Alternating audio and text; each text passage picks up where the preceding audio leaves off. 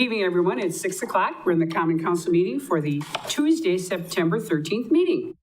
Call to roll. Present and accounted for. Please stand for the Pledge of Allegiance. I pledge allegiance to the flag of the United States of America and to the republic for which it stands, one nation under God, indivisible, with liberty and justice for all. Item C, public comment period, correspondence. At this time, I will recognize those members of the public who have indicated a desire to address the council. Upon recognition by me, persons may address the council, first stating their name and address. The council may act on emergency matters introduced by members of the public.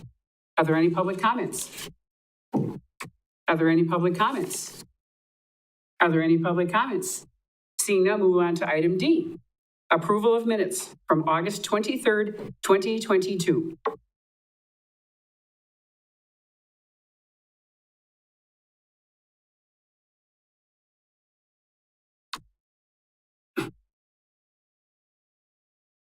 Motion by Alderman Tompkins, second by Alderman Fisher. Please vote. All A's, thank you. Item number E, presentation of proclamation recognizing the City of Marshfield's 150-year anniversary celebration, presented by Donna Rosar and John Spiros, State of Wisconsin legislators.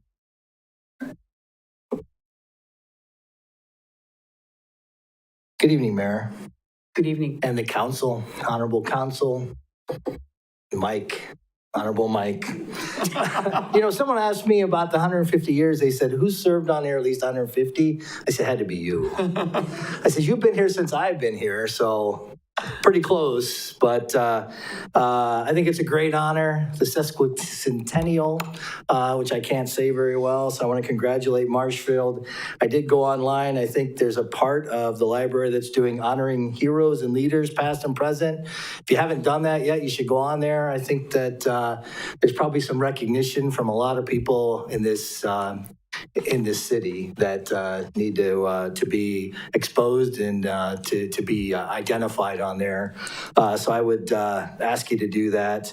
It's interesting when you look at the roots of this city, to where, you know, from Point all the way up to the shores of Lake Superior in 1872, and then you get this little hotel of 2 rooms, which would be hard for me to stay at because it's a log cabin, and it was probably outside, so I think my wife knows it's not going to be a place where I'm going to stay, but let alone that was the start of the railroad and start of things that happened in Marshfield, and look where we are today, and the employers and the people and the leaders and the citizens. And one thing I can say is, being here for 20 years, and just 20 years, it's been a great city, and you know, I enjoyed being on the council, but I also enjoy everything I do at the state level and trying to help as much as I can. But I want to congratulate Marshfield, and I'm going to let Representative Rosar read the citation for you, and then I'll be done. Thank you. Thank you, John. Good evening, everybody. We moved to Marshfield in 1980, so I've been here a long time.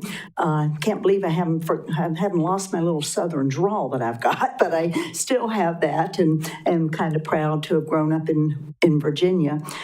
But when I had lived here a couple of years, y'all know I had a fairly life-changing event with my husband being diagnosed with HIV infection and then dying in 1993.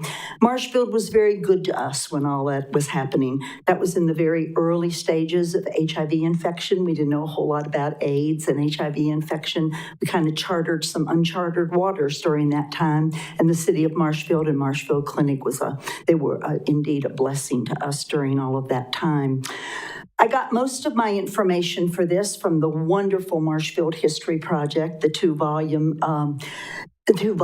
that were done. And if you have not seen those 2 volumes, I know the library has them, and many people have them in their personal library. So I would encourage you to kind of leaf through that and read a little bit about the history of this city.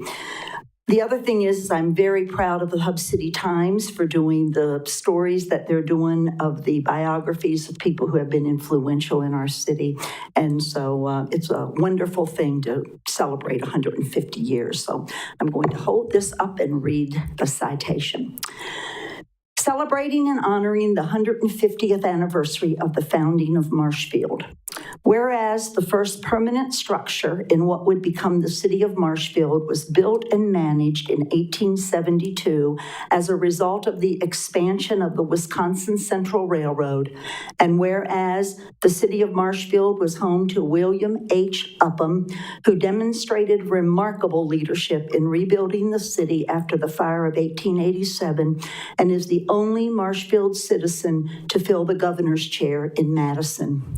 And whereas Marshfield transformed from a wayside to a factory site in the late 1800s, and whereas the city of Marshfield continues to be the home of many industry leaders, including rail transport, Marshfield Clinic, Nelson Jameson, Hastreiter Industries, Prevention Genetics, and many others that serve local, regional, national, and global clients. And whereas the city of Marshfield has a rich spiritual, economic, educational, cultural, and political history as recorded by the Marshfield History Project.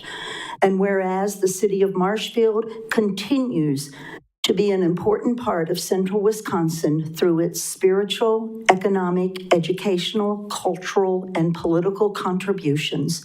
Now let it therefore be resolved that Senators Kathleen Bernier and Jerry Petrowski and Representatives Donna Roser and John Spiros, on behalf of the entire state legislature, celebrate and honor the 150th anniversary of the founding of the city of Marshfield, and signed by all those noted.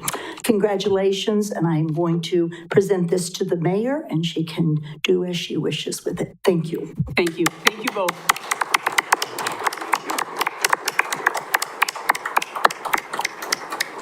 Thank you, Donna. And how exciting for us to be involved at the 150-year level. We'll be here another 150 years. Well, you know, our great-grandchildren will be here. So how exciting. Thank you again, both of you. Thank you again for coming this evening. Next, we will do staff updates. Presentation of Special Achievement in GIS Award to David Buchler, Senior GIS Coordinator, presented by Tom Turchi, City Administrator. Well, I just got a raise today, didn't I? Yeah. David, you want to join me up here? Tonight, I'm here to congratulate David Bueller on his Special Achievement in GIS Award, an international award from the Environmental Systems Research Institute, also known as ESRI. To earn an award by this body, a candidate needs to be an innovative and leader in the GIS community. David has crafted numerous workflow tools and solutions with our GIS software, such as the Common Operating Picture used by the Emergency Services and Emergency Operations Center, the Citizen Complaint System for 24/7, 365 reporting, and the Marshfield Bicycle and Pedestrian Plan ArcGIS hub site for community engagement for our pedestrian and bicycle plans. These applications provide interactive tools to empower and engage citizens to reduce the redundancy by increased transparency and ultimately save the city money. Also noted within this award is David's leadership in the local GIS community. As a board member on the Wisconsin Land Information Association, including his efforts to guide various GIS programs throughout the state of Wisconsin and mentor others in the GIS community. So for these outstanding efforts, I would like to congratulate David Bueller on receiving the Special Achievement in GIS Award.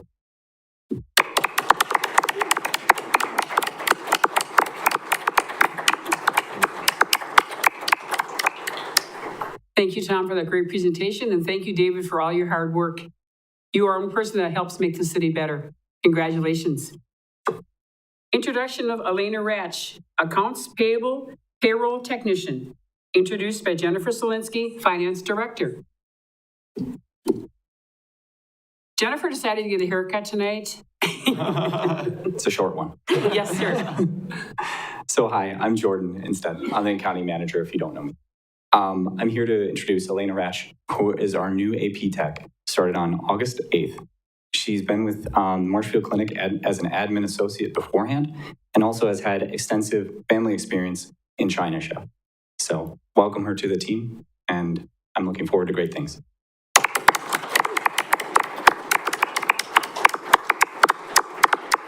Thank you, Jordan, and congratulations, Elena. Looking forward to seeing more of you. Thank you. And third, introduction of Brian Krieger, Parks Technician, introduced by Justin Casperson, Parks and Recreation Director. Good evening. It's a great pleasure to introduce Brian Kruger to the city of Marshfield. Brian will be a parks technician in our Park and Recreation Department. He's already started with us. He started on August 15th. Brian was most recently worked at the Marshfield Agriculture Research Station as an animal care technician. Brian also owns his own side business of Kruger Lawn Care. He holds a degree in horticulture from Northeast Wisconsin Technical College. And I'd like to welcome Brian to the city of Marshfield in the Parks and Recreation Department. So welcome.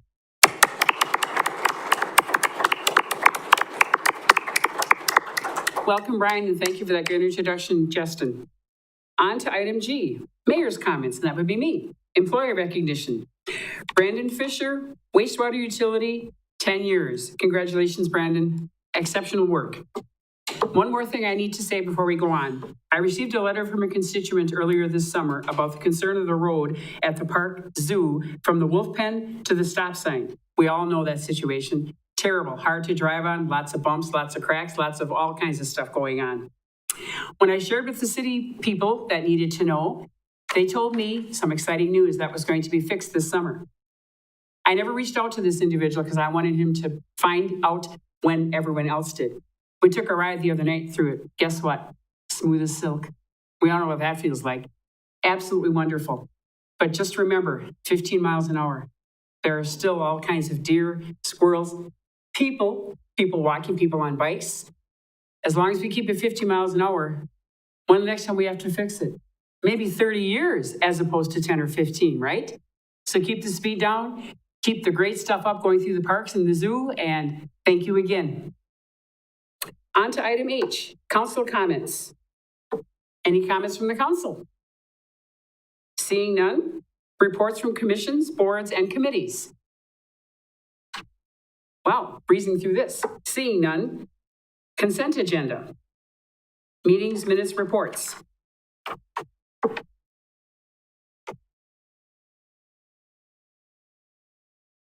Anybody?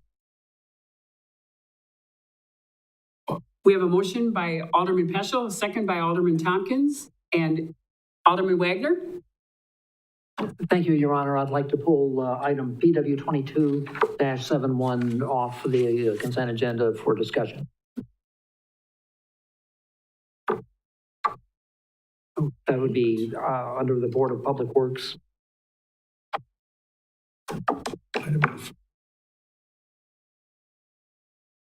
Okay, anything else?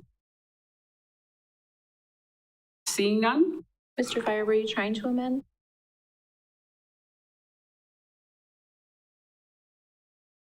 Seeing none, receive, place on file, approving recommended actions.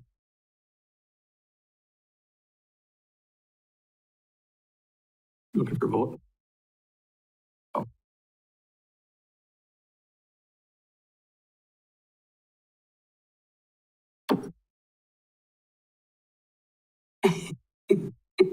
And please vote. We love modern technology, don't we? Mm-hmm. All ayes, thank you very much. Action on items removed from the consent agenda? Yes, yes. And we are going to move item O up before item L. Presentation of candidates for the appointment for the... He wants to talk about F. Yeah, I'm sorry. You pulled that off. I need to just, Okay, okay. Yeah, I'm not going to ask for any further action on this tonight because it's getting late in the season, and before we could put rumble strips down on 17th Street, the snow would already be there, and it would be sort of counterproductive to try and get them down there. I just want to correct a couple of things that were said at the meeting and on social media. What was not taken into consideration is this is the busiest park the city has. They've got hundreds, if not thousands, of visitors to that park every year. And when the speed goes down there, the speed study that the engineering department did showed that the average speed going through over there was like 11.6 miles an hour over the speed limit of 15 miles an hour. That was the average, or I think the 85th percentile. Is that right, Tom? Okay. Yeah, I saw you looking at me with horror, so I knew you needed a correction there. Basically, there's only parking on one side of the street. It's only parking on the south side of the street. And that's good because people can unload their families and go right to their picnic or go to the playground or whatever they want and go to the zoo, but it's fine. The problem is a lot of times they unload the children from their car seats on that traffic side of the highway. Having cars come up there and try and show how loud they can make their muffler go off or how fast they can go, that is not conducive to safety. That is not conducive to a safe environment in that park. When this was first brought up, I didn't know how bad it was. And we talked to the police department, we talked to the engineering department. And we did everything they asked us to. The first thing they did, they said, well, we'll get some more enforcement out there. That didn't work at all because I swear they were communicating with each other with phones or CBs or something else, because whenever the cops were out there, even with an unmarked car, everybody that drove by was a Boy Scout. As soon as the cars were gone, they were at it again. And the traffic seemed to generate from two separate points. So they said, okay, we'll put a radar speed indicator out there. And that worked somewhat. I actually saw people slow down when they saw how fast they were going. But at the same time, I saw cases where the drivers, particularly young drivers, saw that as a challenge. I could say they speeded up. I don't know what the highest speed recorded was. Tom didn't tell me what the highest speed recorded was. But the interesting thing was that I was coming home one evening and I came up to the stop sign on Locust and 17th, and a muscle car came by me cruising, and as soon as he saw that radar unit light up, he floored it. I turned onto the street after him and he was doing 38 by the time he hit the radar. Somebody's going to get killed there. The other thing I want to correct about this is that it's only 17th Street. We're doing a special favor to 17th Street. These mats are portable. They can be taken anywhere. Anybody else that has problems or any other park that has problems can talk to engineering and get the same assistance over a period of time. Anyway, I figure that we can't do anything about it this year. I think I hope we get snow early. I hope the snow will slow down the traffic a little bit. But anyway, I regret deeply that the Board of Public Works saw it necessary to vote this down. But I just pray that in the interim, nothing serious happens down there.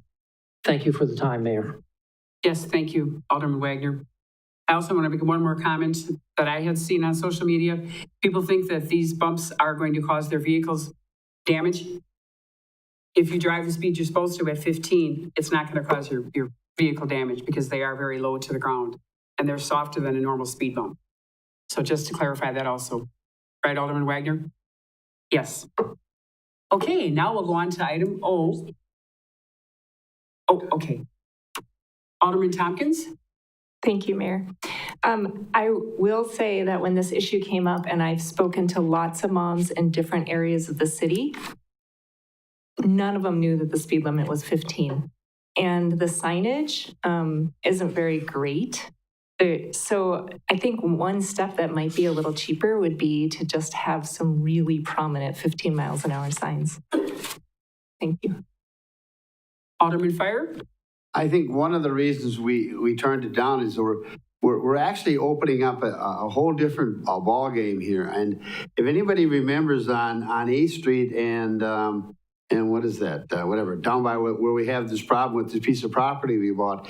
If you go down there at any time when the schools are coming in or out, you want to see traffic and you want to see kids, are we going to put bumps on those? Are we going to do them by every school? Are we going to, that's your problem. You're going to have to bumps all over this community because these kids, it's just nuts. Up by Madison, up by Grant, it's a zoo when kids come out. So I don't know if these bumps are going to solve anything. And I don't know, and they're not cheap. They're expensive. Alderman Witzel. Thank you. I wasn't going to weigh in, but everybody else is, so I might as well throw my 2 cents worth in. I'm also a little bit concerned with these. First of all, I don't think that there's something that we can use around the city. Listening to the discussion, it would require somebody to slow down a significant amount in a 25-mile-an-hour zone to be able to navigate these bumps. Basically causing start-stop traffic almost when you're approaching a speed bump that you can drive over nicely at 10, maybe 12. 15's pushing it, if I understand from the discussion. So I really think this is a 17th Street only because I really don't know of any other 15-mile-an-hour zones other than school zones while school is in session. And unless somebody's going to run out there, put them down, and then the kids are going, pull them back, it doesn't make sense to me. The other concern that I had, and this was something that came up during the discussion of the Public Works meeting, was a concern of people not paying attention to kids who may be running out from between cars.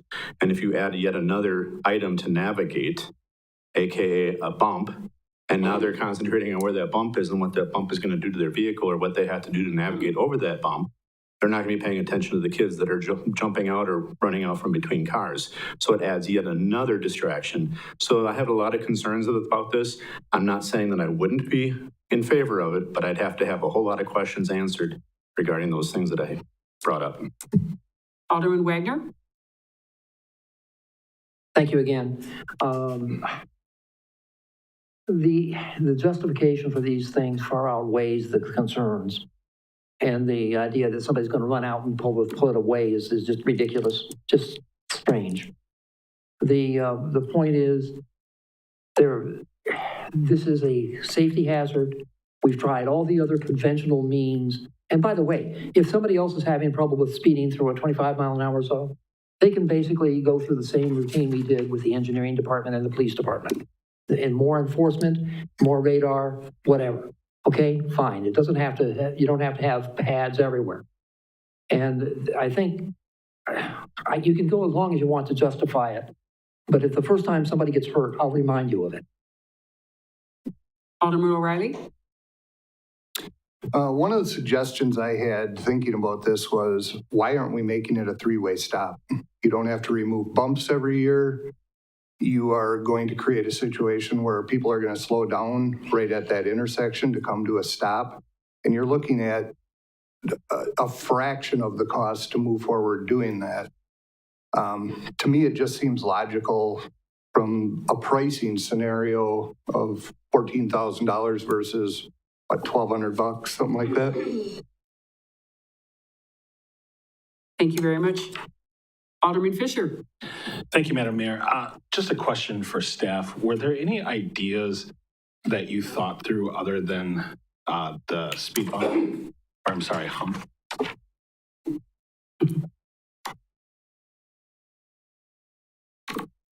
You can do small traffic calming items, but most of those were quite a bit more expensive than the speed humps that we were looking at. And having something that you have to plow around during the winter, if we were to put a small traffic circle or something in there, would be kind of a little bit difficult. But yeah, we did take a look at some other traffic calming items. But you said they were, if I may, they're more expensive? Yeah, significantly more expensive. Like, what are we talking? I'd have to do an estimate for a little bit of street work, probably talking $20,000 to $40,000. Okay, thank you.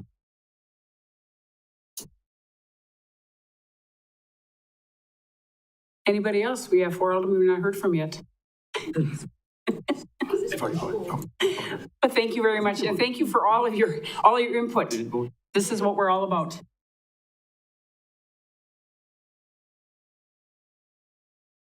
Yeah. Just on the one item. Just voting to accept. Alderman Paschal?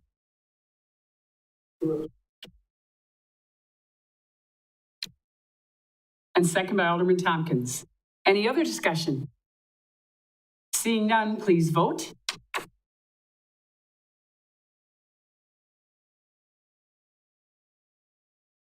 Seven ayes and 3 nays. Thank you. Now we'll go to item O, right? Okay, thank you very much. Presentation of candidates for the appointment to a 5-year term on the Marshfield Utilities Commission presented by me.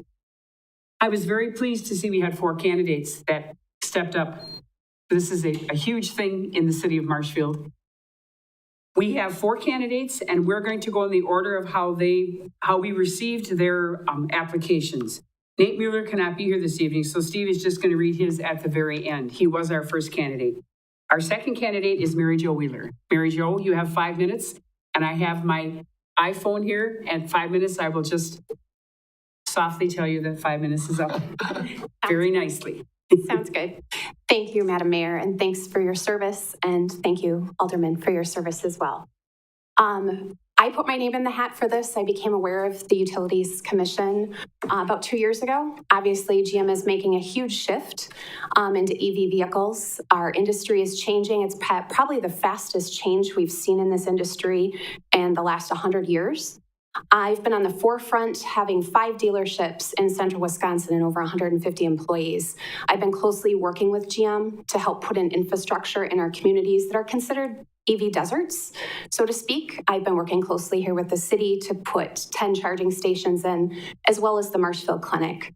I think my expertise in this, as well as my resources with General Motors, will add to what the commission is looking to do.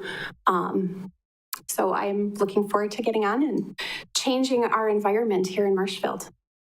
So thank you, everyone. Thank you, Mary Jo. Our second candidate this evening, Dorothy Schnitzler.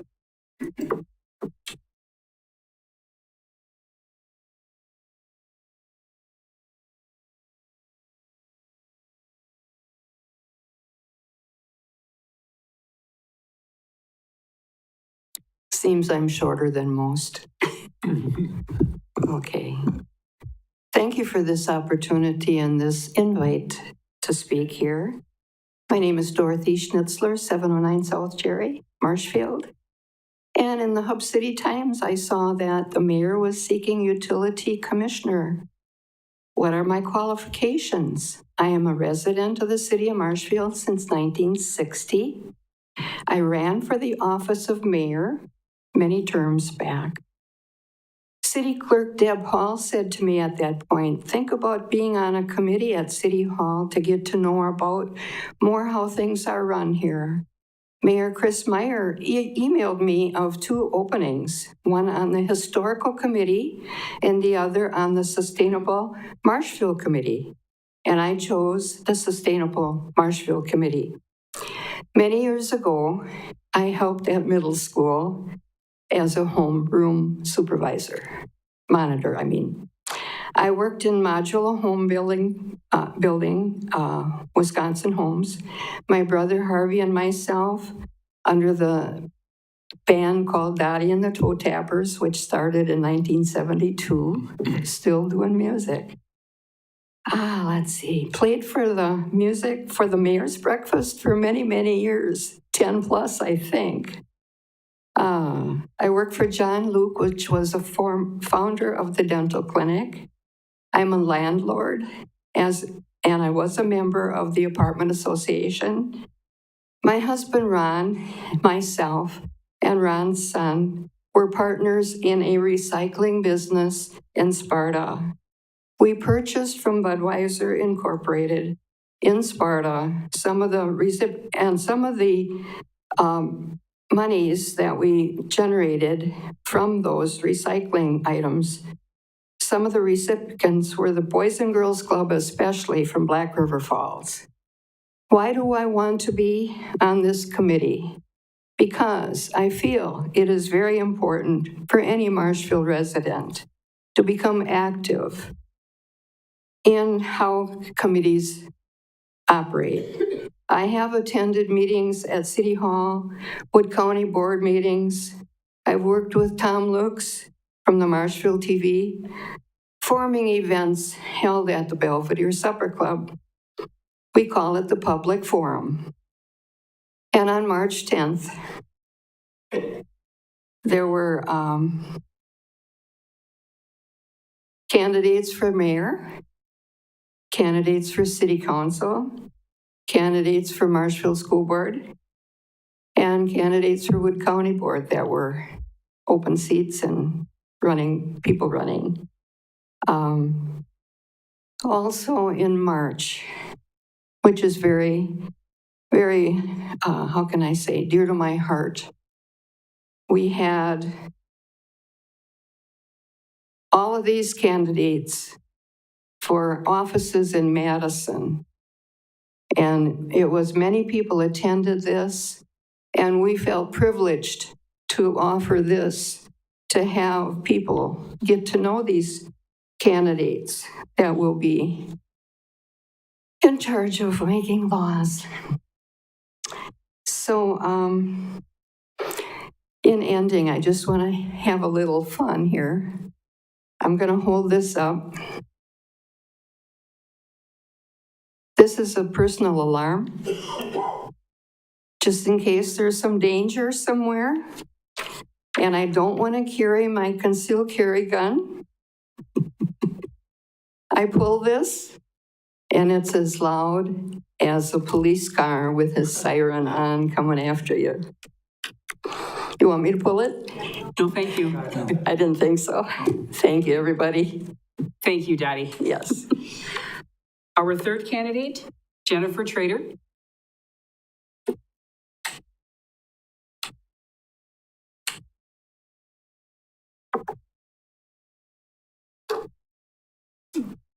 Good evening. Thank you for this opportunity to speak with you tonight about this opportunity to be on the Utility Commission here in the city of Marshfield. Just want to start with a little bit about myself. I have been in the Marshfield area for 18 years, and I've lived within the city limits for 3 years. I have got two daughters. They're school age. One is in elementary and one is in high school, and they have been here in Marshfield since kindergarten. So I would consider Marshfield to have been my home for the past 18 years. A little bit about why I want to be on the commission and what kind of sparked my interest with it is that I'm currently a community development specialist with an engineering firm here in town, and I work with a lot with municipalities, helping them get grants and administer the grants for them. So that has allowed me to become pretty comfortable and understanding more how municipalities work. So that has just kind of sparked my interest in it. And then I saw this opportunity as a way that I could get involved with our municipality and an opportunity for me to positively impact the city. So I thought this was a good starting point for me. Just want to talk a little bit about what I think I can bring to the commission. Like I said, I have a little bit of experience with municipalities through my current job. I work with everybody within a municipality, planners and clerks and treasurers and mayors and all types of people within the municipality. Also, I have a little bit of a technical background. I have a degree, a bachelor's degree in industrial engineering, so I bring a little bit of technology with me. Also, I feel like I have pretty effective, strong communication skills. Feel like I can work with a variety of people and work to get the job done. If there's, I assume, a variety of goals there will be on the commission, I believe I can effectively work with people to accomplish a goal. And lastly, I just think I kind of have a wide range of experiences in my life, my younger life. Like I said, I started my career as an industrial engineer. And then from there, I was a stay-at-home mom for 10 years with my kids. And then while I was a stay-at-home mom, I was a librarian. And then my first job after while I was a stay-at-home mom, I was a librarian at a public library, small public library. And then I was a school librarian, was my first job after being a stay-at-home mom with my kids. And then now I have this community development specialist job that I'm in right now. So just think that makes me pretty well-rounded to be able to relate to other people that might be on the commission, and then also to relate to the people that I'm representing in the city of Marshfield. Thank you for your time. Thank you, Jennifer. And our fourth candidate, Nate Mueller. And Steve is going to read his note that he sent.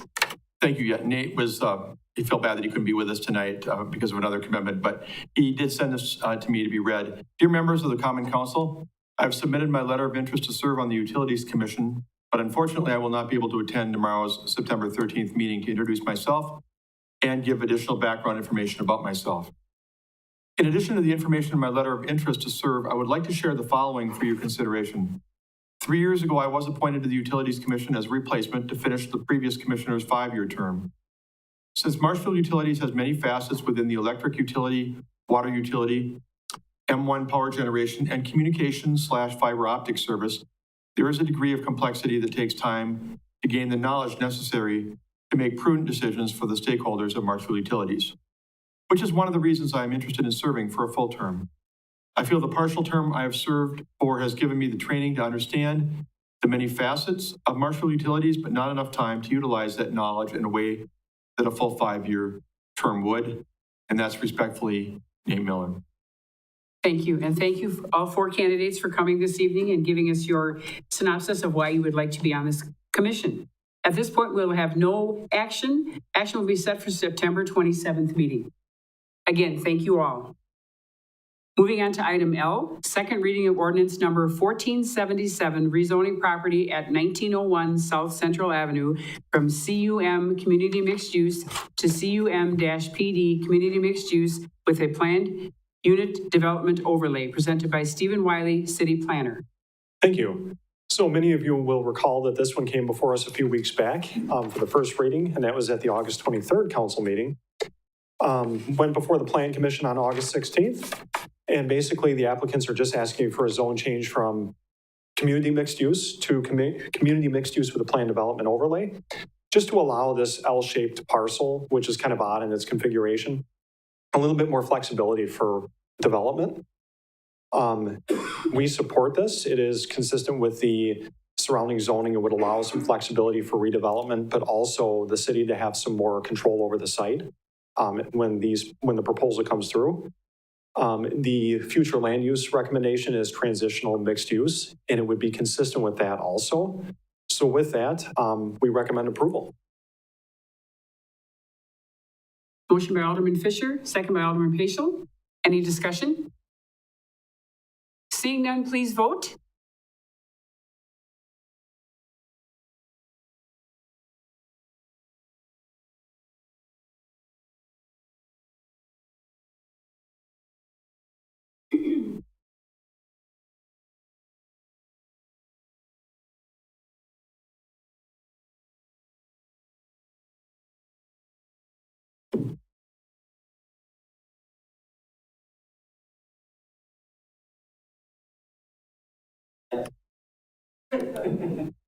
Motion passes, all ayes. Thank you, everyone. Item M, request to hold a series of 3 special council meetings to address the EMS fund issue and to schedule the first of these meetings presented by Ed Wagner, Council President. Thank you, Madam Mayor. Since I spoke with you last time, I've had some time to do a lot of research on this subject and find out that it's not just one situation, it's basically 3. And basically what we have to do as a council is try and break that down into 3 separate issues and deal with it. The one that I'd like to do, and the one that you had the meeting request form go out on, has to do with the most pressing problem of all, and that is how do we deal with the $600 and some odd thousand deficit in the EMS fund? And what do we do? What are the options for it? Where did it come from? And how do we, what are the inflows? What are the outflows? And how will it be dealt with? I've talked with Director Solinsky. I've talked some with Steve also about this. And basically all I would like to have, what I would like to have happen is for older people to submit either to Steve or to Solinsky, Jennifer Solinsky, the questions you have about the EMS fund and what we have. And then we'd have a meeting with, I think it would be on the 20th. Is that the date that looks like it's right? Yeah. Probably a 1-hour meeting, and then basically have those have those questions answered by the experts that can help us with it. I also think we need to talk to maybe somebody from LifeQuest 3, who does the actual billing for us, so we can get an idea of what's going on there, why there are shortages. I don't know if you'd want to talk to our auditors or not. And if they have ideas about how to get out of this hole or not. But please submit your request to either Jennifer or Steve, and we'll plan on having a 1-hour meeting and get as many of the questions answered as we can. And then probably at a regular council meeting, come up with some discussion on what route we want to take to fill that hole. I got to tell you, the more I get into this thing, the more complicated it gets. I did not know. And as I've been on the council for a long time, and I did not know that we were paying the debt service, or at least a good portion of the debt service on the fire station, out of the EMS fund. I knew because the former finance director told us all in a council meeting that they were starting, I think, in 2018, 2019, to charge the EMS service an administrative services fund, or a professional services amount, which I'm told could go up as high next year as $206,000. And that is ugly, because the thing's already in the hole. So one of the quick things I thought about, just to show you how complicated this is, that if we said, okay, we're not going to take that professional services fee, we're not going to take that out, we're just going to leave it there, well, guess what? That money is used to defray the operating cost of other departments like IT, finance, I think clerk. I think those are the three that share in that amount. So what happens, you solve it by trying to save money on one end, you create a deficit on the other, because they've been using that to balance our budget. So that's why it's not as easy as 1, 2, and 3.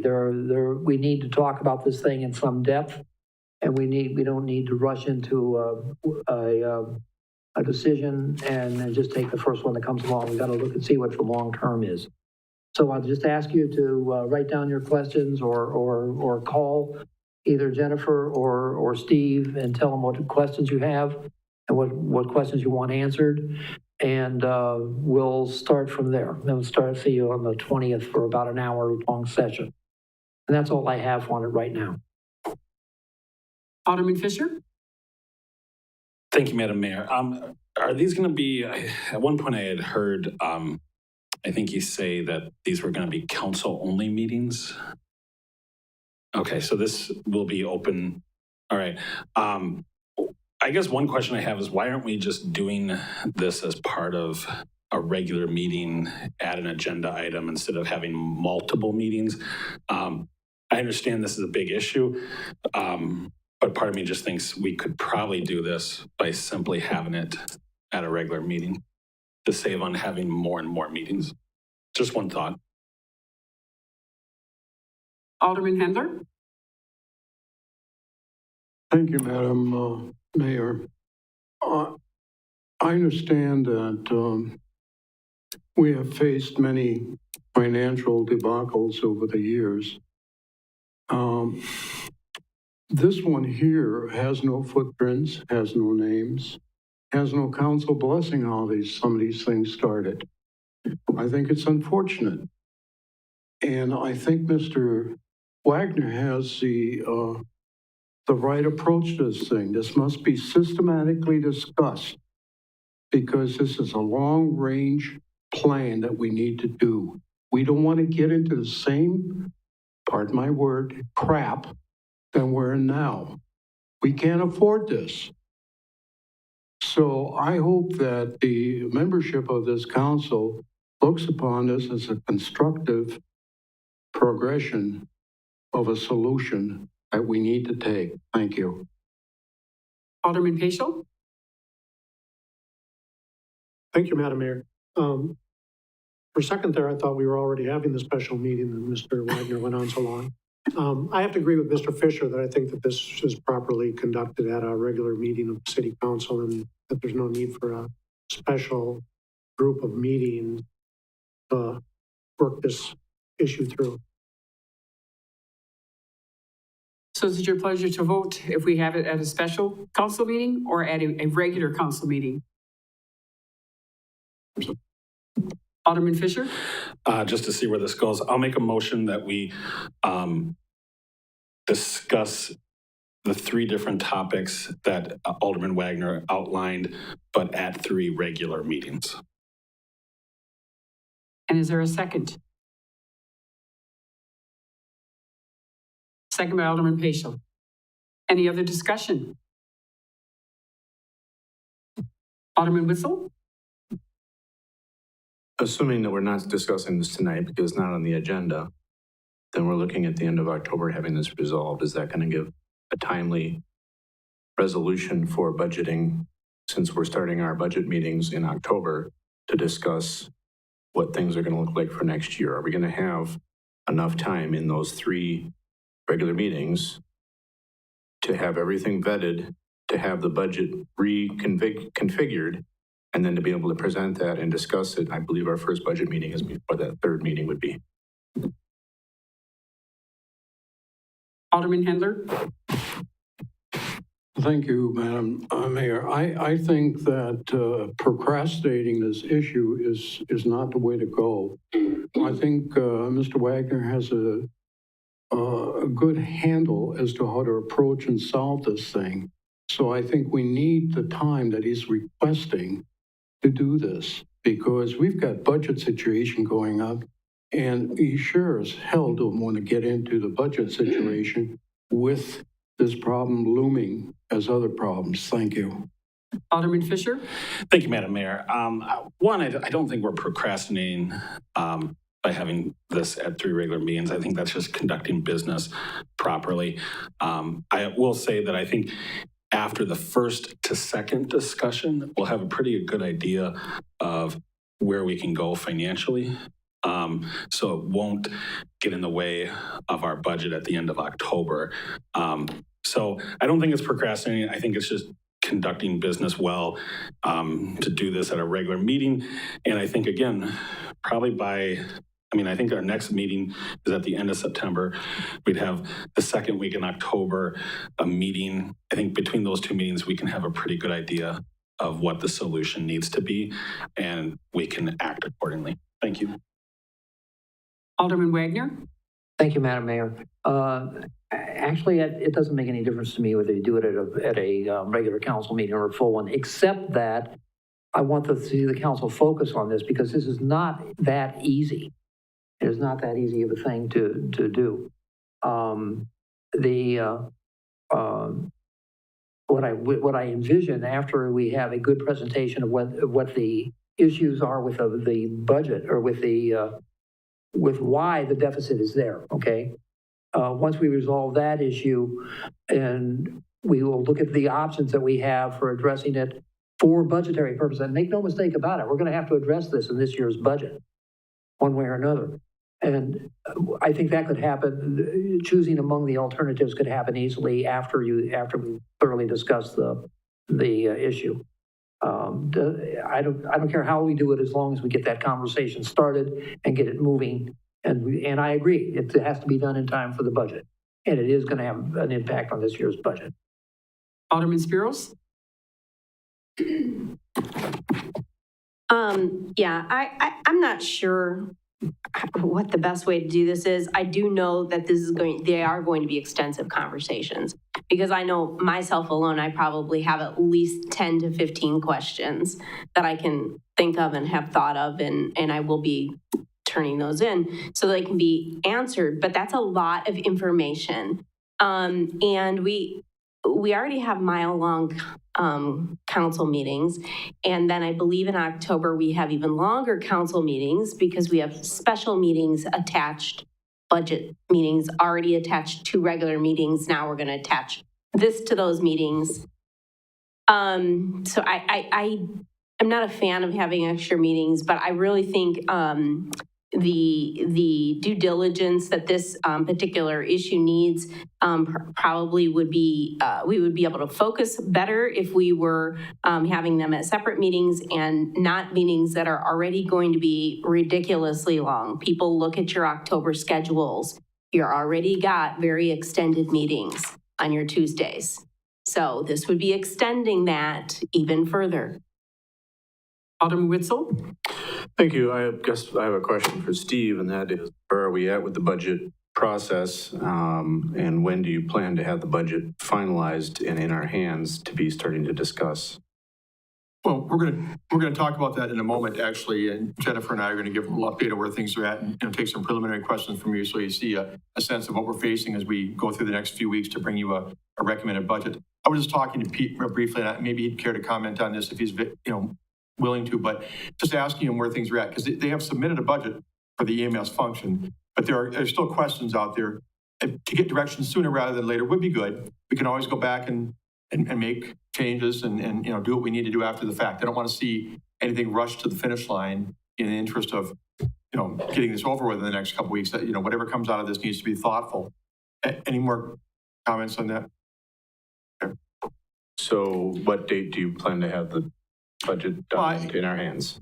I mean, you should be talking about it a month or 4 weeks from tonight. You will be looking at the budget that you will have gotten presumably the Friday before. So, we'll be handing it off in 3.5 weeks if all goes well. Okay, because as I'm looking at a calendar right now and I'm looking at the next 3 meetings, that means the third meeting for this discussion will be on October 25th. And I believe by then we're supposed to have the budget complete or darn near complete so that it can go to public. Yeah, well, we published it early in November, and we need to publish it 15 days ahead of considering it at a public hearing. So we normally publish around the 5th, 6th, 7th of November, somewhere in there. So that leaves us 1 week and a half after the third meeting if we do these at regular meetings. Yeah, right. All right, something like that. Alderman Tompkins? I think we also need to consider that this might affect other departments, not just the fire department, if we end up having to take funds or realign funds and things. So I think we need to respect the time of the staff, because if they only have a week, if they're suddenly told that they have to reduce their budget, that might cause a little stress. Yeah, well, to the degree that there are changes and adjustments between the EMS fund and the general fund, I mean, those things are going to affect the bottom line and the tax rate. I think that's, goes without saying. Maybe that'll come up with a discussion on the next item. So, I mean, ideally, it'd be great if we were having this conversation in April instead of September. I get it. But I guess I would encourage you to work through it thoughtfully, what you need to do to get to a place where you feel good, in cooperation with staff. And we'll deal with it whenever we get to that point. We'll have to make some adjustments perhaps, but, we're not far from handing it. I'm not sure you're going to get 3 meetings done in time to give us direction to make major changes for what we're expecting to hand you, in 4 weeks. Alderman Spiros? I'm sorry, I'm just trying to clarify when we do have meetings scheduled. Do we have a special common council meeting scheduled for October 4th already?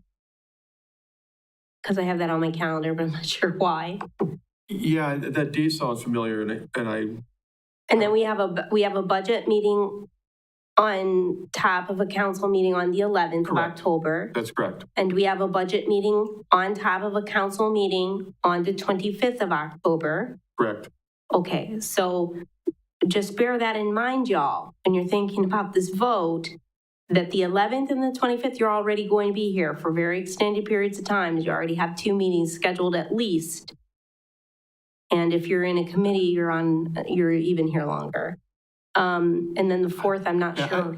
I'm sorry, I don't have anything on my calendar, but I do remember something being floated for the 4th of October. I honestly, I'm sorry, I can't remember what it was, but I didn't. I don't either. I have it documented as a special council meeting, but I didn't put the reason. Yeah, me either. So, and then I know also on the 17th is when we move to the meetings to a Monday. Those are all of your JL, Finance, Board of Public Works, and a budget meeting, and then everybody leaves for the league the next day. So just keep that in mind, that your October schedules are pretty packed.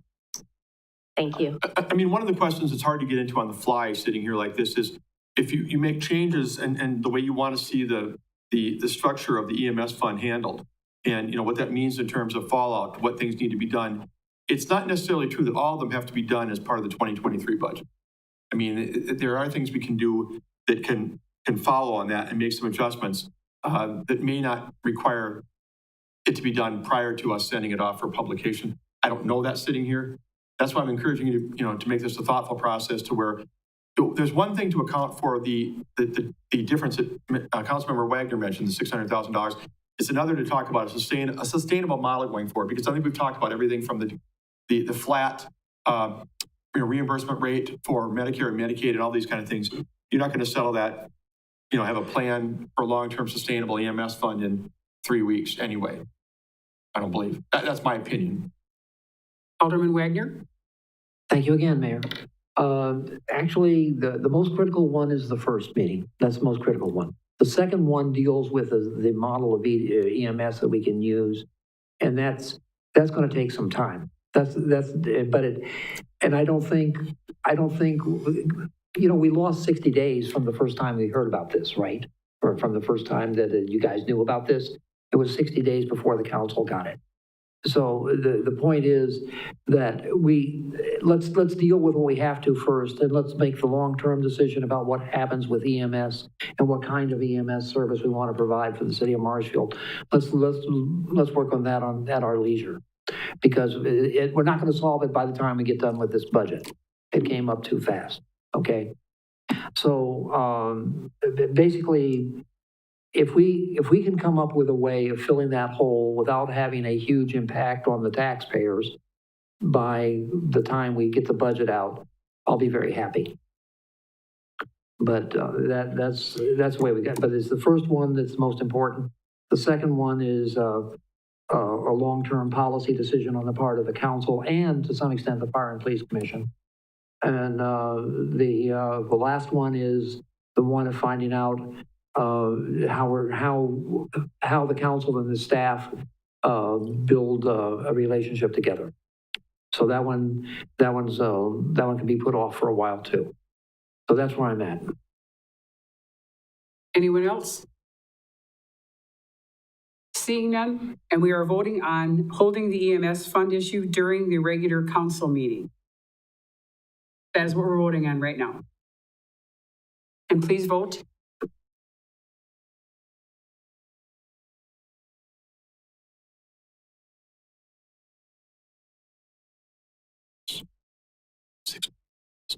Six to 4 against. So we will be holding the meeting on the 20th of this month. And if I can just clarify, this is what Mr. Wagner and I had talked about. The Finance, Budget, and Personnel Committee meets at 5:30 that night. This would be at 6 o'clock or immediately following that meeting. There is a Plan Commission meeting scheduled for 7 o'clock that night. I'm not sure if there's any public hearings, but in talking with Mr. Wagner, he felt that this first meeting could be reasonably confined to an hour. Is that still correct?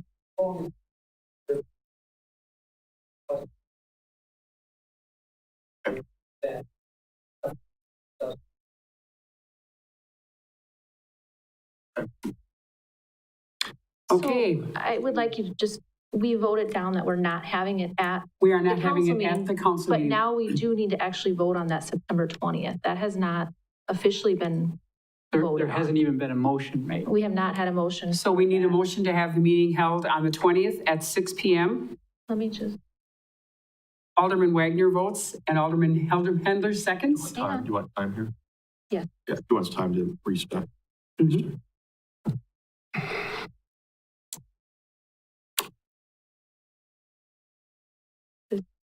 Wagner, and who was the second? And Alderman Hendler.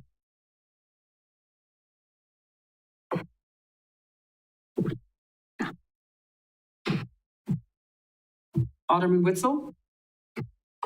Thank you. I think this is the best way to go. Meet the 20th, figure out what we can, take the next discussion on the 27th in conjunction with the council meeting to wrap things up. And then I think at that point, address any further meetings we might need, whether it's a special meeting on the 4th, since it's already on some people's calendars, or whether we wait until the following council meeting. But we need to get this resolved as quickly as possible so that budget decisions can be into the hands of those that are making recommendations to us as a council. Any other discussion? Seeing none, please vote. And we all know what we're voting on, correct? The 20th at 6 o'clock for a special council meeting. 9 to 1. So the meeting will be on the 20th at 6 p.m. Thank you. Preliminary report and discussion of issues and challenges relating to 2023 city budget presented by Steve Barg, City Administrator, and Jennifer Solinsky, Finance Director. Thank you very much. We're going to tag team this. I'm going to start, and then Jennifer will have a piece, and it will come back to me. We really wanted to make this a little bit more than just a generic update to you, just saying, hey, look, we're working on the process, meetings are coming up. Wanted to give you a little bit more of a taste and a flavor for what we're facing, because there are some significant challenges. You've heard this before. Not the first time I've told you that it was going to take some work to get a balanced budget, but I think in this case, it's something that we want you to know going into the meetings as we get into the middle of October. So first of all, the things we're going to highlight are briefly I touch on the history of the budget, not going back to the beginning of time or anything, but just what we've gone through in recent years. And then we'll talk about the challenges we face. There are some challenges that not are all specific to us. A lot of them are faced by communities across the state. A couple might be specific to us. And then Jennifer will jump in and she'll be giving the status of the 2023 budget as we have it right now. The department heads have submitted their requests. We're looking at them. She'll give you an update on what the first blush looks like. And I think she's handed something out to that effect as well. Then I'll talk a little bit again about some possible additional revenues, some revenue sources that we may need to look at. I know some of them have been talked about in the past, maybe not embraced, but you definitely need to hear that there's the need for more revenue and what some of those possibilities might be. Then we'll have a little time of question and answer, Q&A with the council, anything that you want to ask us on what you've heard tonight. And then I'll wrap up with the next steps going forward, which I think we've kind of outlined a little bit with Rebecca's help a minute ago in terms of the meetings and the process going forward. So just starting out on the history, we had little or no tax rate increase for most of the last decade. And I think we are paying a price for that, have paid a price for that. I don't think we realized the circumstances we were in, and we left some money on the table, needless to say, in that time. We also came across the whole issue with the TIF district transfers, and in 2019, we made a serious correction that cost a lot to our general fund to correct it. But the former finance director, working with the financial advisor, the folks from Mueller's, got us in a better place. But the general fund reserves took a big hit at that point, and we haven't fully recovered from that.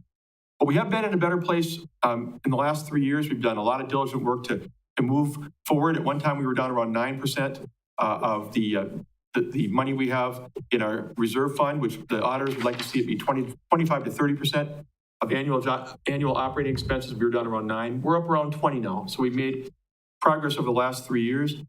I think I reported to you a couple months ago that in meeting with Moody's or talking with Moody's on a conference call for ratings for our recent borrowing, they actually lifted the negative outlook from our bond rating, which is great. It's big.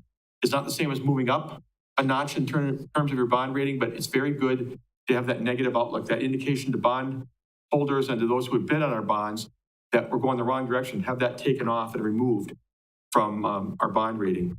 So that's kind of where we've gotten to this point. The challenges we face, and again, many of them are common to communities across Wisconsin. Cities and villages are all struggling with many of these. Really flat or very minor increases in state aid over the years. It just hasn't kept up. The shared revenues, transportation aid, connecting highway aids, those kind of things. There have been minor increases over time, but nowhere near the rate of inflation and nowhere near keeping up with what cities and villages need in support of what they do. Also, levy limits tie our hands. That's how much we can levy, and Jennifer will be talking about that in a minute. We can't go a certain amount more than what we levied the previous year in property taxes from our citizens. Expenditure restraint program, we don't legally have to qualify for that, but if we don't, we leave on the table a huge amount of money for the following year. You have to hold your expenses to a certain limit prescribed by the state, and if you do that, then you get a qualification for the next year's pot. And for us, that's been around $400,000 a year, and it'd have to be a pretty bad year before we look at not qualifying for ERP. We need that in future years as a revenue source. Rising cost and inflation, you know this at your home. Everything from gas, utilities, supplies, equipment, they're all going up. A lot of other costs outside of our control. Our annual garbage and recycling contracts, health insurance contracts. We try hard to be good consumers of health insurance here, good users, and keep the cost down, but there are certain illnesses and disease you just can't help, and so costs continue to rise from year to year in that category. All these things are hard to really stop. We don't really control them.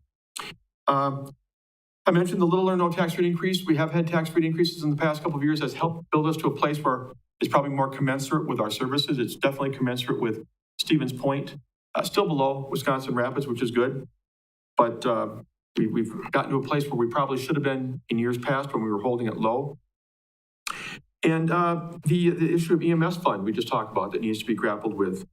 So these are all things we need to deal with as we look at preparing a budget that are not working in our favor. There are things that, again, this is not to complain or to whine, but there are things that really make it difficult to craft the annual budget, and they are doing it again for 2023. With that in mind, I'd like to turn it over to Jennifer Solinsky, our Finance Director, who will talk about what we have to date. Thanks, Steve. I'll first just kind of give an overview of how the budget process works as a refresher for those who it's been a year since we've done it, and for the new folks. So the city's budget process comes in 4 distinct units. At the level 1, which we're talking about tonight, is where the department leaders have submitted a budget for each of their departments, and we have entered it into our system and generated the work paper you have in front of you.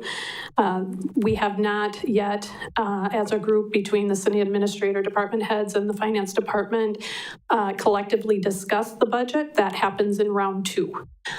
In round 3 is where you, as a council, will get your first look at the budget after department heads, finance, and the city administrator have all reviewed it. And you will have your opportunity to make suggestions there. And then the last level is where it's formally adopted. So again, tonight we are looking at just that level 1. We have done our best to estimate where our revenues are going to land. We don't yet have all the information from various state funding in order to say definitively what our revenues are. We did just get a first pass at our Levy Limit worksheet, which just came out last week. The growth possible within the levy is $150,000. That will be our limit. We had net new construction of 0.554%. That is one opportunity where we have the ability to increase that amount that we can levy. The other option, which we'll take advantage of this year, we had refunded some taxes last year to the clinic. You'll recall that case. So that's worth $90,000, and then the net new construction factor is worth 60. So that's it. In terms of the levy limit, we are past the point time-wise where we could put a referendum out to the voters should we have to, want to go above the levy limit. So as a percentage of the general fund's revenue, the maximum amount that we're going to get from the levy limit right now is $10.8 million. Not all the numbers are final, but that's where, without further allowable adjustments, is where we land for general fund tax revenues. On top of that, our minimum principal and interest payments are $4.5 million. So when we go to prepare the tax roll, we'll, preliminarily, we're looking at $15.3 million that will be assessed for the city in order to meet its debt service and the amount for the general fund. So that's where we're at as that revenue source. We also have state aids in terms of transportation aids, computer aids, et cetera. Those are not experiencing any growth for the city. Beyond that, then there's the miscellaneous items that we're still trying to estimate to the best of our abilities. You'll notice I've made a notation for special assessments. We're still working out the details of what will go on the tax roll for 2023. I think the payment deadline is today, so I'll be able to calculate an anticipated amount that will go on for 2023, and then we'll take an estimate for those items billed in 2023. Please remember that when we have a special assessment, we don't get to count it as revenue until the assessment is paid. So if a person decides to pay in full upfront, we can count it as revenue in that year. But if they choose to put it on the tax roll, that special assessments revenue gets recognized over 10 years. So that's where we are with sort of the revenue piece of things. On the expense side, we have a rolled up number of 24.4 million.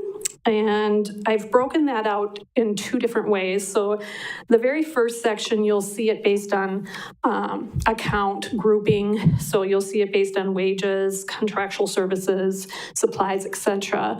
That section down below is broken out by more of the function. So whether it's general government, public works, parks, economic development, etc. So the expense totals are the same. It's just a different way for you to take this first peek, whether it's by function or account grouping of where our expenses are. With that, I guess if you have any questions at this first pass, that was the gist of the story I wanted to present to you today, that we are looking at $2 million with little opportunities in our current revenue portfolio. Alderman Wagner? Yes, when you talked about our levy limit is at about 150,000 over last year. Over last year. And the figures we've got in front of us include that 150,000 or not? There is, at the time that this roll-up was prepared, I was making an estimate. So we would be able to include an additional just under 28,000 where I missed the estimate. So add on $28,000. That'd be under the taxes on. Correct. So that would be that 20 is a very minor amount. It would be a minor adjustment. Yeah, added it to 22,000 or 22,400,000. No, add that to the yes, as a total, but it would fall in the taxes line of the 13 million. Right. Yes. Okay, and how much? And we can mitigate that by. And they're only giving us credit of what, 60,000 for new construction? Correct. That's sort of awful, but that's okay. The net new construction reports are out. If anybody wants a copy of that, I'd be happy to distribute it. That comes pre-populated on our form. Nothing we can do about that calculation from the state. I know we're experiencing roughly the same disparity with county, where the equalized valuation is off the charts. But the net new construction is pathetic, so for all of Wood County. So we're just following that. Okay, thank you. Steve? Thanks, Lois. Yeah, we haven't done a real deep dive with our assessor yet, but what we're understanding to be the case is that the construction was actually a fair amount greater than that, but other properties came off, were removed or reduced. So that's why the phrase net new construction. And, net new construction of 0.55% is pretty painful. Usually when I've been before you, I've said, look, if you want to talk about increasing taxes to bridge the gap, for every 1% you increase the tax rate, you would be able to garner another 130 or 135,000 in revenue. We start doing the math. What Jennifer is telling you is because our net new construction is not 3 or 4% here, it's 0.55%. Levy Limits is saying, you can't go beyond this. It doesn't matter what tax rate you would want to go to. This is the amount you can levy from your citizens, and it's at 0.5% net new construction. It's a pretty low amount, which is putting us in a bit of a box. Alderman Wagner? Yeah, I got to add on to something Steve said, and that is that we have a levy limit for operations, but there is no levy limit for debt service. And for many years, and I think one of the reasons that we didn't have huge tax increases, or we left the base tax increase the same, was the state was really incentivizing us to borrow money. And that's basically, it was cheaper because the debt service for anything we bond for or borrow money for goes right on the tax rolls dollar for dollar as it occurs. I mean, that is right there. So essentially, and I think we may be forced into a situation similar to that again. I mean, that I feel like, these numbers aren't good. And the point is we are supporting a government that is subject to inflation. The costs of that government are subject to inflation. And everybody is showing an increase in the wages and in the cost of the goods and services that we provide. So the problem is, if we're the only way we can do that is devote every penny of our allowable tax levy limit to pay for those operation costs, and then take everything that even smells like a capital improvement out of the budgets and borrow for that. That's what we've been having to do for years. And we may be forced into that again. This is not good news. I'm going to have nightmares. Thank you, Jennifer. Alderman Tompkins? Thank you, Madam Mayor. Jennifer, can you just explain, so when I'm looking, you have these little asterisks? Yes. So can you just go down I just don't, that's not totally clear to me what that means. Sure. The first one is in regards to special assessments. The number that you have there, the 61,874, that is represents the amount of those assessments that are already on the tax roll that will be collected in 2023. So the little asterisk off to the side is saying, we could get that to 300 to 400 based on this current cycle that where the payment was due today. We'll figure out how much we actually got and how much is going to go on the tax roll. And then the other gap will be, we have some special assessments coming in 2023 for the 17th Street project. So should those people decide to pay in 2023, that'll be revenue. So that'll kind of be a guess. We can't really predict which individuals will pay their assessment in full and which will opt for the 10-year payment plan on the tax roll. Then we've got licenses. There we're still taking a deeper look into if there's any revenue available. It looks like we're trending higher than the 172,600 in there. So we're trying to get a better understanding if maybe that's closer to 200. The third asterisk is in the past, several cycles we've used fund balance. Also, you can think of that as the general fund savings account in order to balance our budget. For this year, we've left that at 0. That's really a last resort. Since we are not at our minimums currently at 20%, we're supposed to be kind of closer to 25 to 30. And using that would go against what we told Moody's in order to get our negative outlook released. We indicated our intention was to limit the use of fund balance. So should we have to go that route, it will have implications for our future borrowing. And then just as a side note on the very last one at the bottom, the other financing uses would be transfers that we are estimating the general fund will have to make to other funds. Most of that, about $100,000, we anticipate going to the taxi fund. We've gotten a reprieve for the last 2 years where federal funding has taken care of this gap due to COVID. But those monies are now dried up and we will resume having to pay out of the general fund the local share. Alderman Witzel.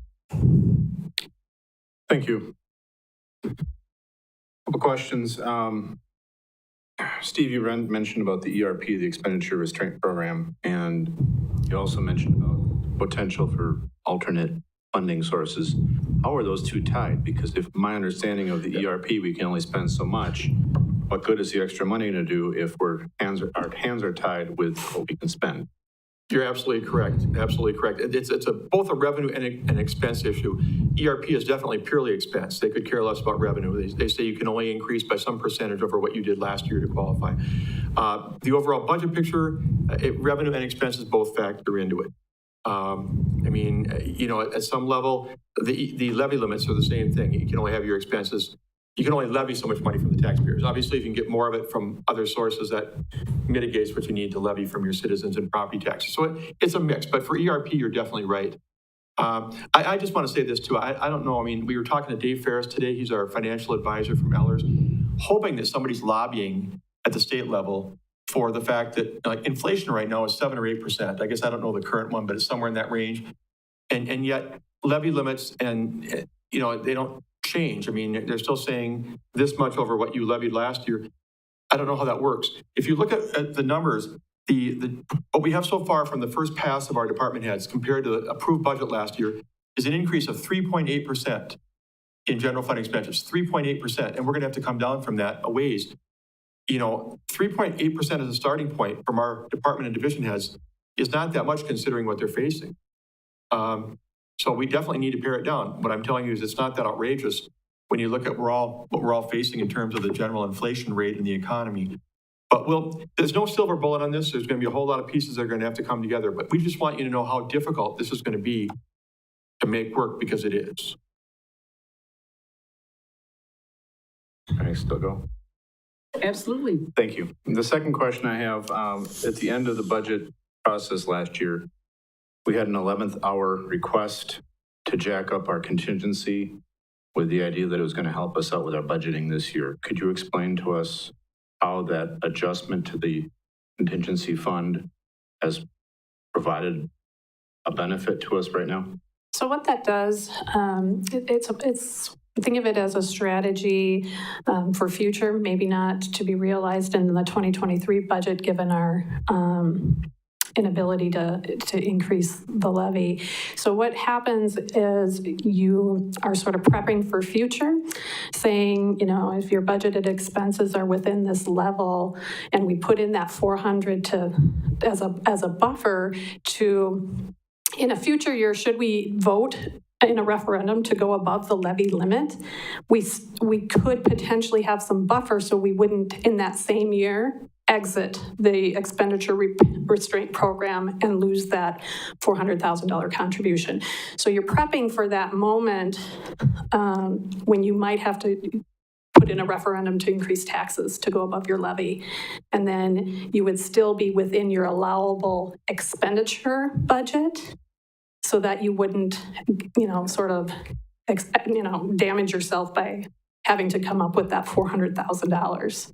So it really does not provide benefit from a not in the current year perspective, only from a potential spending perspective. Right. Should we get a windfall of revenue, you know?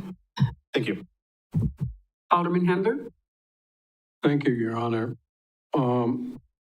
Given our budget that we're in this year, are we going to have any positive balances in our budget, or are we going to experience negative balance?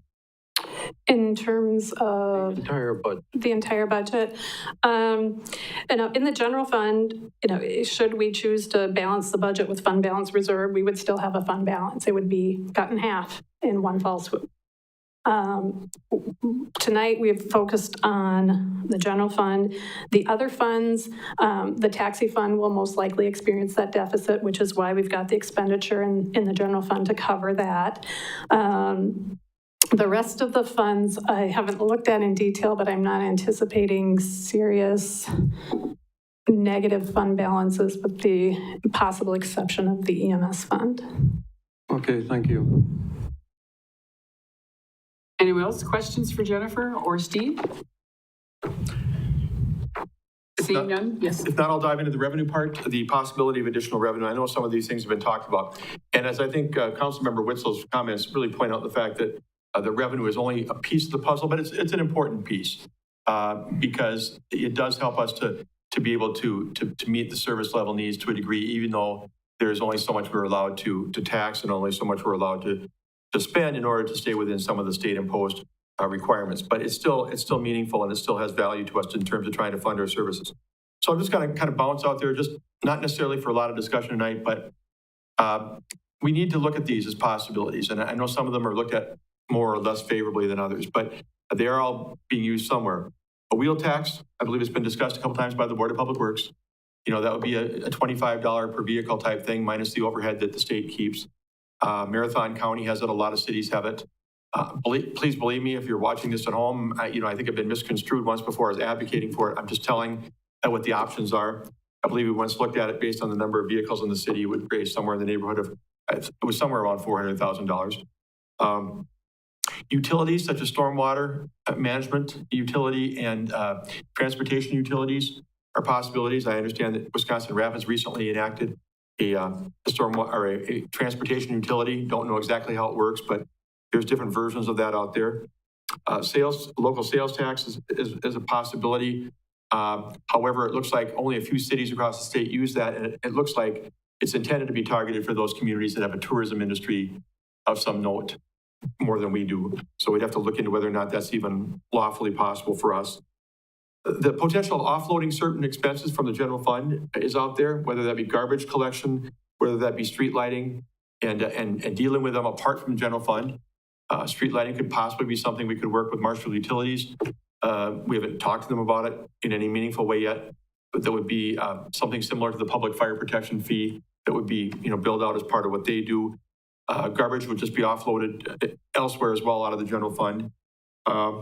These all need more research and investigation. They're not proposals tonight, but it does seem when you look at all the components of cutting expenses and, everything else that we do, that looking at alternate revenue sources is something that we need to explore.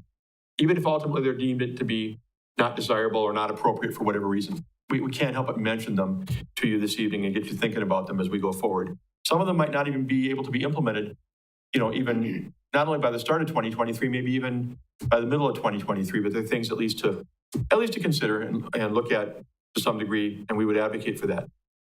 Before I talk about the next steps in the budget process, I would like to stop at this point. Jennifer's still up there. Any questions overall about what you've heard tonight? You've had a lot of information thrown at you, and then after that, I'll dive into the upcoming steps with the meetings and so forth.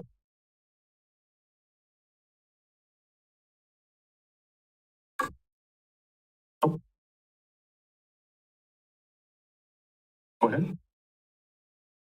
Okay, that being the case on this cheery subject of a gap between revenue and expenses that we're going to need to deal with, the next steps are you'll be getting on, early October, you'll get the budget. October 11th is our first scheduled budget meeting right now. That would be at 5 o'clock before the regular council meeting, which will move back to 7. The next meeting, as was mentioned earlier, would be that meeting on the next Monday, October 17th. That's when we're kind of putting finance, budget and personnel, Board of Public Works and council all together so that people can get off the next day to the league conference in La Crosse. And then October 25th would be similar to the 11th with the budget meeting prior to the regular meeting. And then Monday, October 31st would again be after the Board of Public Works meeting. That would be if necessary, if we need to hold a fourth get together. And then the goals, and then after that, we would publish the budget as required by state law in the official city newspaper with the goal of having a public hearing and approving it on November 22nd.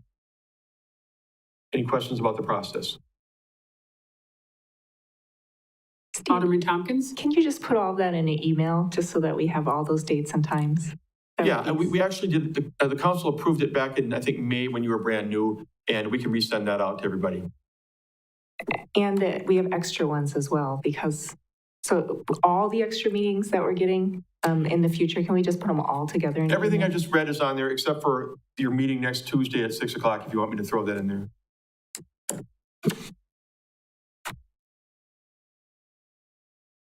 Anybody else? A lot of information. Wow. Thank you, Jennifer. Thank you, Steve. Thank you.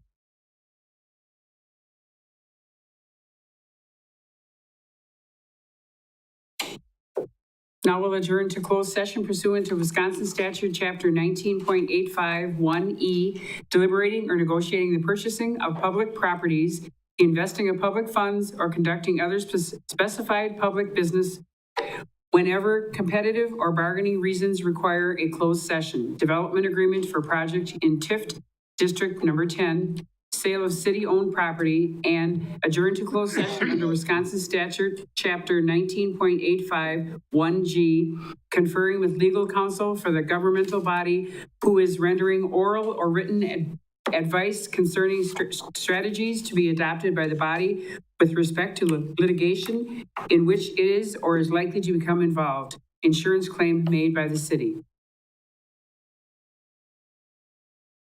Take a 5-minute recess. For vote? To go to closed session? All ayes, thank you. 5 minutes.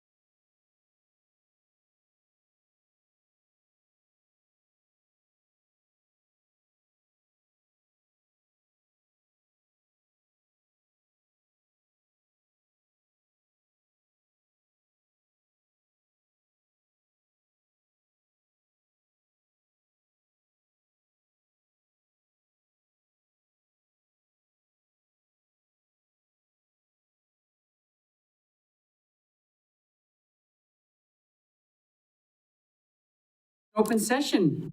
And we have two items that we're going to bring out in open session. The first, to approve the development agreement with Malls 4U LLC.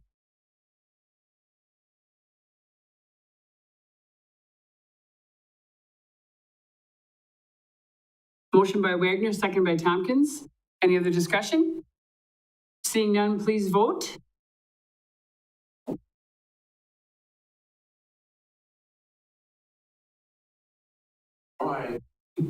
No.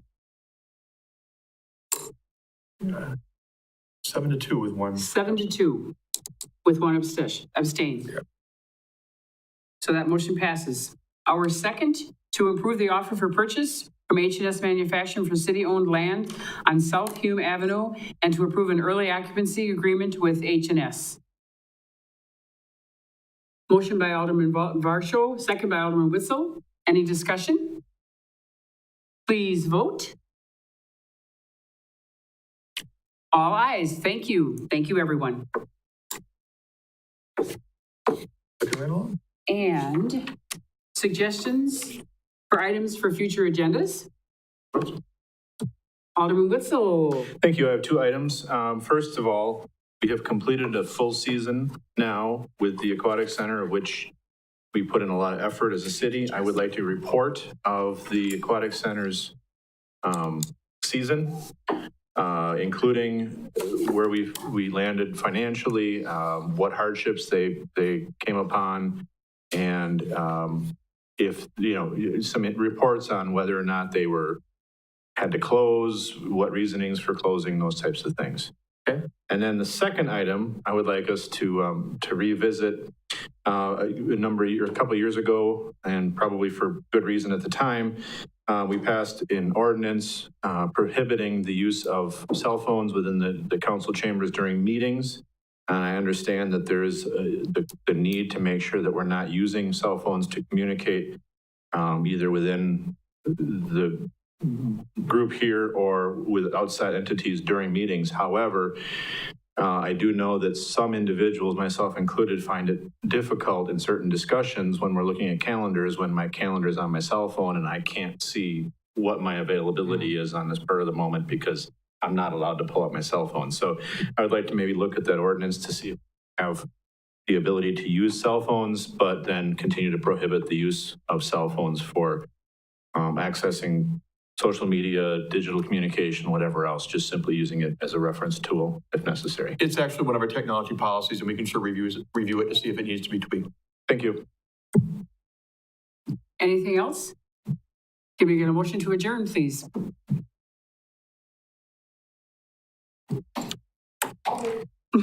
Motion by Witzel, second by Spiros. And very soon, very soon. Come on, everybody. Take the bull by the horns. A's, we are adjourned. Thank you all.